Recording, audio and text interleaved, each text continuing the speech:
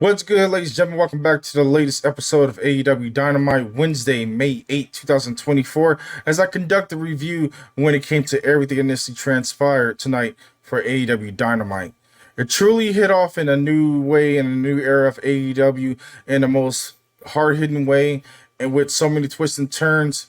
But also, I'd like to know, where is AEW taking their whole storylines when it comes to everything that initially happened. We had Embassy Mogul pretty much just disbanded when it came to everything that initially happened, as Swerve ended up being attacked by his own initial brothers that he thought he trusted, and things went sway to a different direction as they aligned himself when it came to the patriarchy of with Christian Cage, who also made a dealing when it came to the Young Bucks.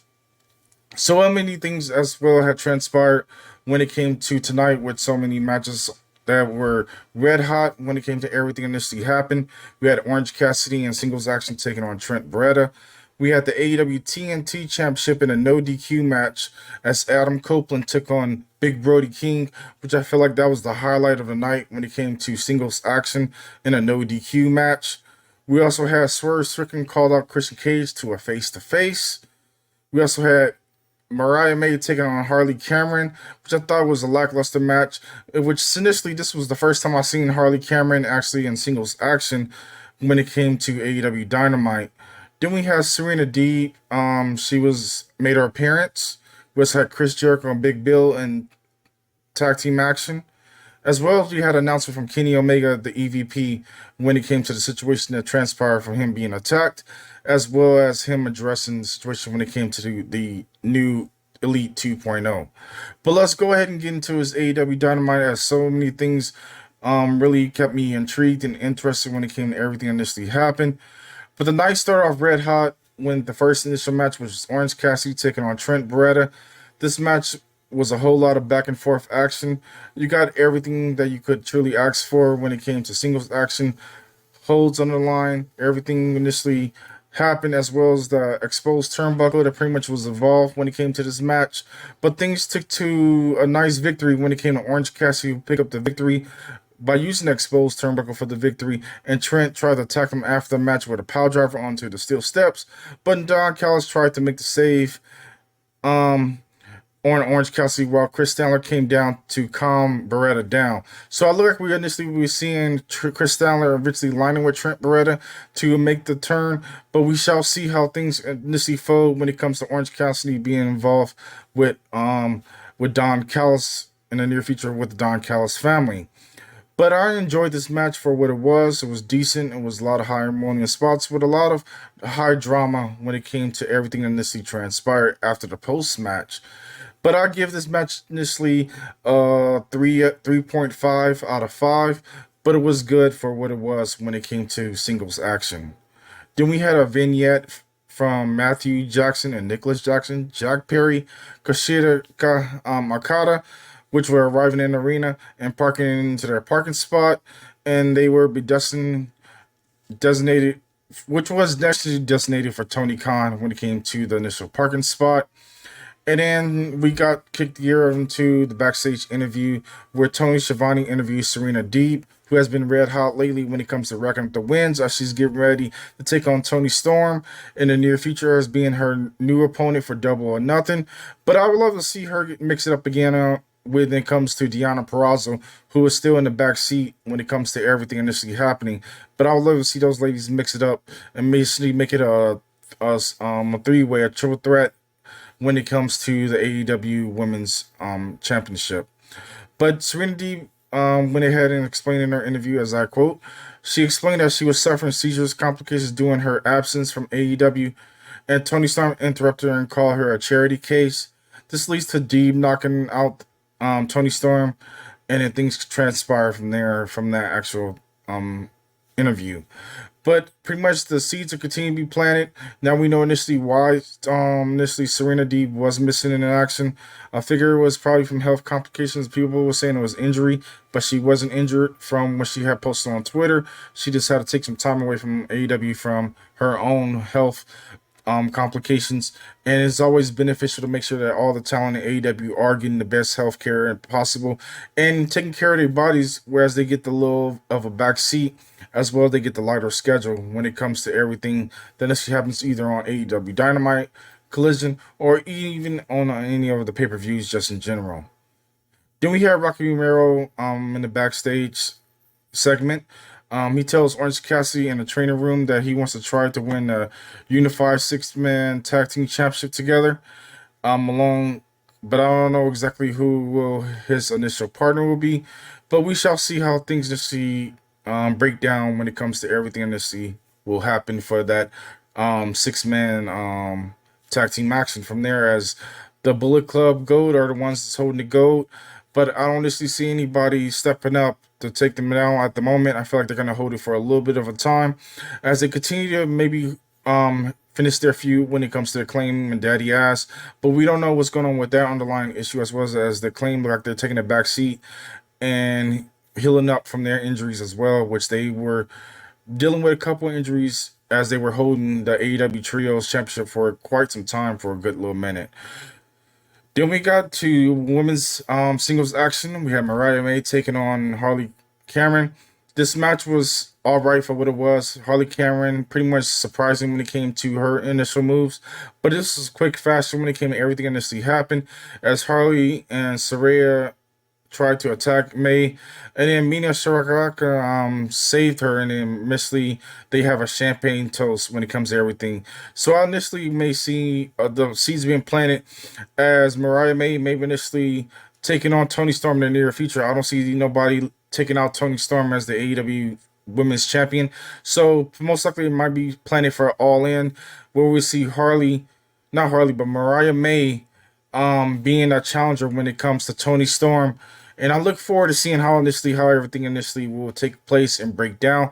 But we know it's going to be a great women's match just in general. Those two European ladies can go, and we know what they can implement and put in themselves when it comes to the actual ring. Then we have a confrontation when it comes to another backstage confrontation with Pac confronting Jay White, as Jay White takes a potential challenge for Okada for the AEW Continental Championship. And we shall see how that initially breaks down, as well as I look forward to seeing how Pac and Jay White initially mix it up.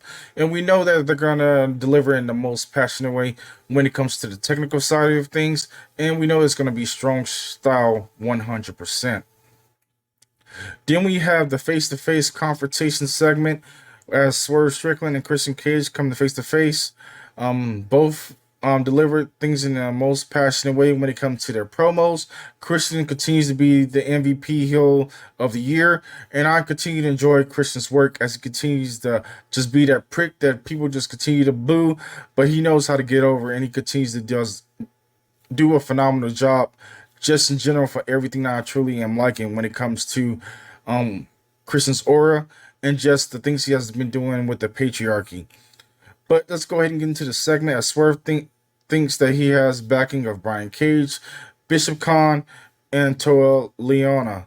However, the Mogul MC turns on him and attacks him and drops him with a powerbomb through the initial announce table. And then Christian is then shown backstage shaking hands with Matthew and Nicholas Jackson, as that looks like that was initial dealing when it comes to the lead to take out Swerve, as well as the lead continue to be making power moves when it comes to things that have been happening in AEW. As they said, they're looking to make change, but they're also probably maybe looking to make enemies when it comes to Swerve Strickland, as he officially is the true face of AEW, and he's going to be holding us with that true flagship when it comes to everything that will be happening on AEW television. But as well as that was a big shocker of seeing Brian Cage his frustration when it came to everything that initially happened.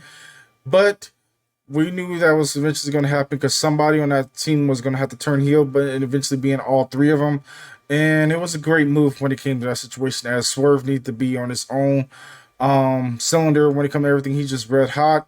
But Prince Nana continues to be with him as he shielded him and try to protect him when it comes to everything. But I still think of like Prince Nana still is the MVP manager of the year when it comes to everything that he has been doing, putting himself in harm's way, and as well as being that over manager when it comes to his swerving dance moves and everything that he has been presenting himself when it comes to AEW television. Um, then we ended up having the initial things break down afterwards when we had a promo from Willow Nightingale cutting a promo, and she promised to defeat Mercedes Moné at Double or Nothing for this year in Las Vegas. But can she do it again? But she says she want to have Mercedes at 100%. But I think Mercedes will be on her game when it comes to not only making her debut when it comes to singles action, but picking up a title. I don't know if that's the perfect move, but if they're going to go with that direction, they better pull a gun trigger, but also kind of limit Mercedes' mic skills. I feel like it's kind of lackluster, and they kind of exposing her when it comes to her in-ring mic work. But when it comes to her aura, I want her to just be a badass heel, come out with a little bank stamp, and pretty much just doing things, have her own security, the whole 9 yards, and be like this Hollywood persona like style, like straight bitch from what I know when she was Sasha Banks. But I really want to see what she involved into being a heel, but also develop the ladies and give them some kind of limelight and help them become a better just in general. And I would look forward to seeing how that may transpire in the long run. Then we got ready for Rocky Romero taking on Jay White in singles action. This match was a lot of back and forth. You had everything that you initially can ask for. I really enjoyed this match. Rocky Romero really was an all-star when it came to delivering this match, but Jay White controlled majority of this match, and he continued to be in his own as he ended up hitting him with that switchblade and picking up the victory for the 1, 2, 3. Then we had a post match from Blue Piccolo tries to attack Rocky, but Pac makes a save, of course, having that lovely hammer and being involved when it came to everything that initially happened. But we shall see how this feud continues to happen with Pac. As Pac most likely, maybe Orange Cassidy, Rocky Romero, and Pac. That would be kind of interesting trios to work together. But as well, I'm wondering where Pac lays is going to get back together with Penta, as well as are we going to see him with Ray Phoenix. Then we had a Samoa. Then we had an in-ring vignette from Samoa Joe, which was great. I enjoyed everything when it came to everything, his presence, his aura. He continues to be letting people know, like, hey, he's still there and he's going to show his dominance, even though he lost a Swerve, but he's looking to make the rebound of being a juggernaut when it comes to the AEW men's division. And I look forward to seeing him making a rebound and eventually being the next man in the limelight of challenging when it comes to Samoa Joe. But as well, we got so many different things that can actually happen where they may place him. But I feel like he needs to get back in the hunt when it comes to the AEW World Heavyweight Championship. Then we have tag team action as Big Bill and Chris Jericho, the learning tree, new persona. Jericho always coming out with new gimmicks each and every single time we see him. It's like he never runs out of style when it comes to everything that he initially pushes. But I really enjoyed everything that Jericho has when it comes to his presence. And you knew you was going to get your money's worth when it comes to Jericho. They took on Mo Jabari and Harlan Abbott in tag team action. But pretty much things was straightforward. Big Bill and Chris Jericho took advantage of this and pretty much dominated this match. And Jericho was able to pick up the victory from there. Then we had post-match afterwards, Jericho pretty much eventually informs Tony Schiavone that Hook will return next week and they will solve that situation and hopefully he'll get under his learning tree or whatever the situation will be. But we know when it comes to Hook, he's not looking to be involved in no kind of situation with Jericho, and he's probably looking for redemption after everything initially transpired when it came to the previous pay-per-view where he was taken out. Then we have AEW TNT Championship No DQ, Adam Copeland versus Brody King. I mean, this match truly did deliver. You got your money's worth when it came to everything that happened, from the brawl out to the weapons being involved to every single spot that was involved. This wasn't going to be no technical wrestling. This was a straight fight This is a straight brawl when it came to everything that she happened. But Adam Copeland did pick up the victory. I really enjoyed everything that came to this match. I give this match a 4 out of 5 stars. Couldn't ask for anything better when it came to DQ. You can always have a DQ involved and a DQ match involved once in a while to keep AEW still feeling like original when it comes to its own identity. Then we have Mercedes Moné make a promo as well when it came to Willow Nightingale. She said that she's questioning herself following her injury, and pretty much there's written in the sand that she's looking to beat Willow when it comes to AEW Double or Nothing. But I look forward to seeing those women mix it up and seeing what they can do when it comes to strong style. And we know Willow is going to have that bring that strongness when it comes to her persona, but as well the quickness when it comes to Mercedes Moné as she's looking to capture her first gold when it comes to AEW. But it'll be many times when it comes to her picking up gold. But do I feel like Double or Nothing is the right time for her to pick up the gold? I honestly don't think so. I think that Willow needs to keep the gold just a little longer. I don't want her to be a transitional champion when it comes to that actual championship. Give the TBS championship some kind of love when it comes to everything and see where they place everything from there. Then we have a match set up for the TNT title, set up for the Saturday for Collision, as Adam Copeland's working double this week, as he will be taking on Kyle O'Reilly, which we know that's going to be a great match when it comes to Adam Copeland. Continue to mark his list of people that he want to wrestle with before his career is heading towards the end road. But I feel like Kyle O'Reilly is on a hot streak. He's been racking up the wins and is well deserved, as I look forward to seeing him mix it up when it comes to Adam Copeland. But in some way, I feel like Undisputed Kingdom are going to be involved in some kind of way or some kind of fashion to make themselves notice when it comes to this match in general, or may have some kind of interference. But we shall see what happens as things initially get set up for this following Saturday for Collision. Then we have the lead course coming out with Okada telling Kenny to get well soon. Matt Jackson does the same thing for Tony Khan. And then Matt says Kenny tried to end his career 15 years ago when it comes to a long friendship. And then Nick Jackson says the only reason Dax Howard and Cass Wheeler saved them is because they hated the Young Bucks, not because they liked Kenny. They accepted Anarchy in the arena, and FTR comes out and they revealed that they will be teaming up with Eddie Kingston and Bryan Danielson, and the four of them will go in the ring as they end up taking the lead. But as well as the follow-up via social media, Kenny Omega did initially set the standards for this match as he set up the Anarchy in an arena for Double or Nothing when it came to his announcement. And you knew that you was going to get your money's worth when it came to initially everything that had transpired. So we shall see how Team AEW versus Team Elite, as things are going to be red hot when it comes to the T-Mobile Arena in Las Vegas. You know it's going to be red hot. You know the fans are going to be intrigued when it comes to everything. I most definitely will be in the house when it comes to being there. But I appreciate you guys coming through and show your love and support when it comes to this direct channel. I'd like you guys to interact more. Get the thumbs up. They pretty much get the algorithm on this video and in this channel to get up there in the top. As well as post your comments down below. Like, comment, and subscribe. And I'll catch you guys on the next one. Until then, peace.